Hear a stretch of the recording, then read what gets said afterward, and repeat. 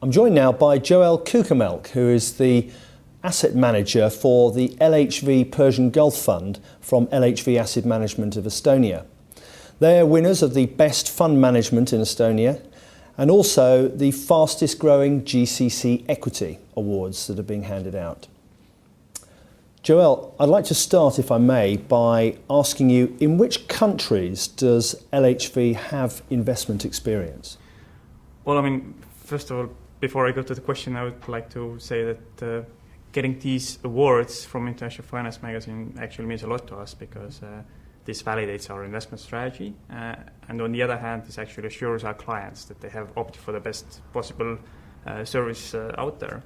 Now, coming back to the question, I would say that actually LHV has investment experience all across the world because LHV Asset Management today has the second biggest market share in Estonian mandatory pension funds.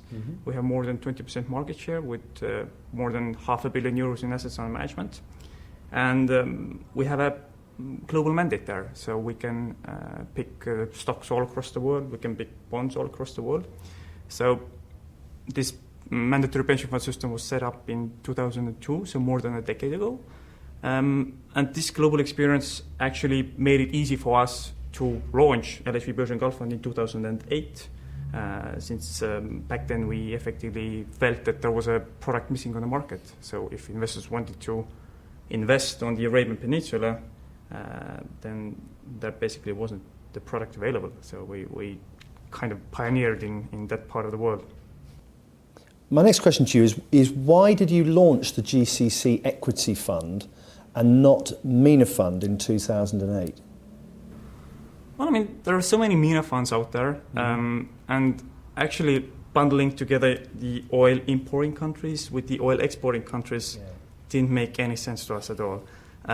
So I've been a loud advocate that you should really look at those regions separately. So not like Middle East and North Africa, but you should really look at it Middle East and North Africa, so like separate regions.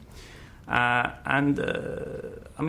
wanted to offer investors the opportunity to participate only on the stock markets of only those energy-rich countries that are really growing at a fascinating pace. And on which sectors does the LHV Persian Gulf Fund focus in particular? What we want to do with LHV Persian Gulf Fund is that we want to benefit from this long-term theme that the energy-rich countries on the Arabian Peninsula drill out oil and gas as much as they can, and they later invest it back into their economies, just with the ultimate goal of diversifying away from the dependency that they currently have with the energy prices. This theme has been ongoing for quite some time already, but it's going to continue at least for the next decade. So if you look at the numbers, there are currently more than $3 trillion worth of investment projects in the pipeline in the GCC countries for the next 10 to 15 years. That's more than 200% of GDP. We feel that the best opportunities lie in that theme, and it's probably the finance sector, the real estate sector, the consumer services sector that benefit most from this theme. Going forward, in which countries do you see the most potential in the GCC region? Well, currently we like most the UAE, Qatar, and Saudi Arabia in the GCC. All in all, there are 6 countries in the GCC. It's kind of like a small European Union in the Middle East that was formed back in 1981. So the UAE and Qatar, they have a lot going on for them right now. So, for example, Dubai is hosting Expo in 2020. To make that actually happen, they need to double their hotel capacity in the next 6 years. And for example, if you look at different economic indicators, then the PMI number, the Purchasing Managers Index outside of energy sector, in the UAE last month made an all-time high. So the country is really booming right now. The same thing actually going on in Qatar. They are showing more than 10% growth outside of energy sector. They are preparing for the FIFA World Cup in 2022, so just 8 years from now. getting all the transportation links done, building the Doha metro, just finished off with the new airport, so a lot of investment projects going on there as well.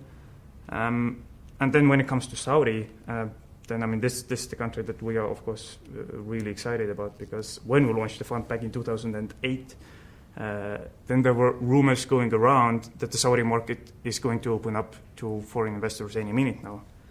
7 years have passed, but now the decision is finally out there that they will open up in the first half of 2015.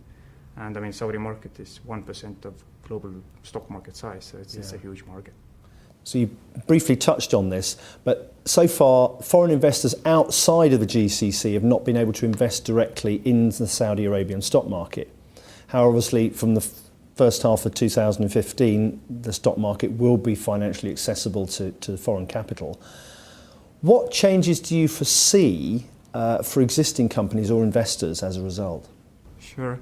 I mean, so far, what the foreign investors need to do to actually access the Saudi market is that they need to buy the P notes or P certs, kind of like derivative products. But I mean, it's complicated and costly. So of course, you want to be able to participate directly in the stock markets. And I think that in addition to us, a lot of other competitors are also like looking at this region and waiting for this change to happen. But I mean, what it effectively means for the investors is that probably we're going to see a huge inflow of money into the Saudi Arabian stock markets, which will likely push up the stock prices there. And I mean, on the company side, what it means to the companies, of course, is that they need to start to implement better practices in corporate governance, investor relations, and so on. It's, I mean, given the fact that, I mean, Saudi Arabia is kind of like considered frontier emerging market, I would actually say that those practices are already at a pretty decent standard, but of course, it depends on the company, and there's a way to go to improve this even more. So you are well into that area now. How long did it take you as a group to settle down, and how many years do you think it'll be before you see serious competition from newcomers? Well, I mean, these are frontier emerging markets, and it actually took us quite some time to get all the accounts open, to get all the relations done with the brokers, and I mean, of course, like getting to know all of those like peculiarities of the region. So it's kind of like hard to put a timeline on this. I mean, we've been running this fund for the last 7 years. I've been the fund manager for the last 4+ years.